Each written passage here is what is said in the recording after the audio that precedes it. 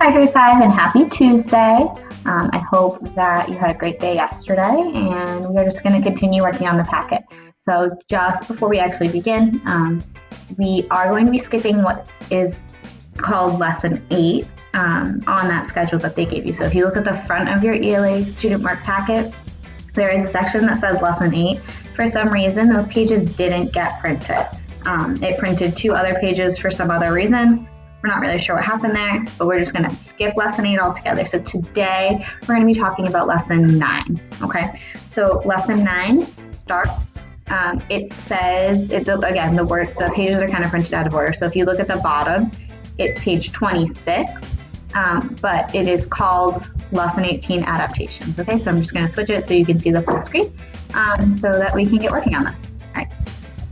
So this is really the only work that you have for the ELA today, and it's focusing on adaptations of animals and living things.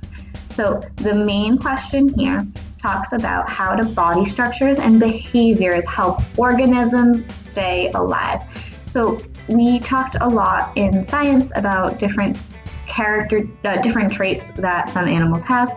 So this is just going to talk about those adaptations that animals do have. So to begin, it says any characteristic that helps an animal stay alive in its environment is called an adaptation. Adaptations help animals live to adulthood and raise the young.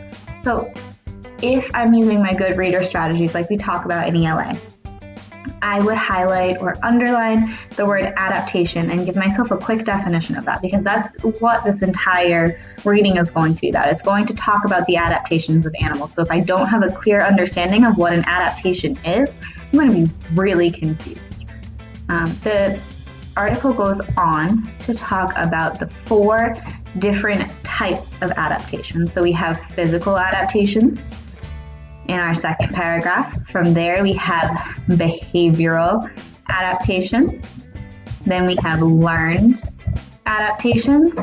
And our last one is instinctive adaptations, okay? And after each of those bolded words, it gives you exactly what it's talking about. So it tells you the meaning. If you don't know what a learned adaptation is, it tells you in that sentence that it is taught to the young by the parents. So it's an adaptation that is taught, okay? So you're going to read through this, make sure you're using those good reader strategies to really understand the text, okay? Then at the bottom, we have 2 questions that we need to be answering. It asks you to describe a physical adaptation that helps a frog avoid being caught by a hungry bird. So what characteristics does a frog have? What can it do physically, or what does it have physically that helps it escape from a predator, for example, a bird? Question number 2 is talking about the leaves of a plant growing towards sunlight. So think about what you know about what a plant needs to survive, okay? And then it says, how does this behavioral adaptation help keep the plant alive? So if these leaves are growing towards the sunlight, how is that helping that plant to stay alive based on what you know about what a plant needs?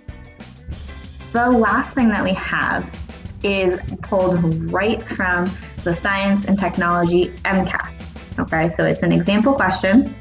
We did do this review on Edge Elastics, so this question should look really familiar. I know it says question number 3, so it actually goes along with it. So it talks about sea stars. And it's asking you which of the following best describes how sea stars are able to regrow their arms. So regrowing is having them grow back. So if something happens, how are they able to grow back their arms? So you need to look at the options, think about what you just read about adaptations, and from there, come to your best possible answer.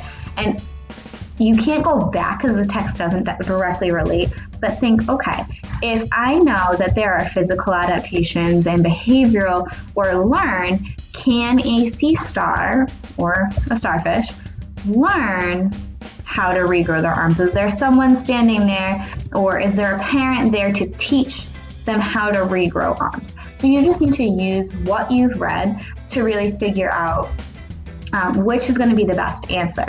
Okay, so this is all you have to do for today. So if you want to get a head start on tomorrow, you can definitely do that. But if not, focus on the Mayan, focus on Lexia, and maybe if you have a chance, go outside or do something fun and creative. Okay, but we want you reading. So just keep working at it. We're really proud of all of you for getting this work done.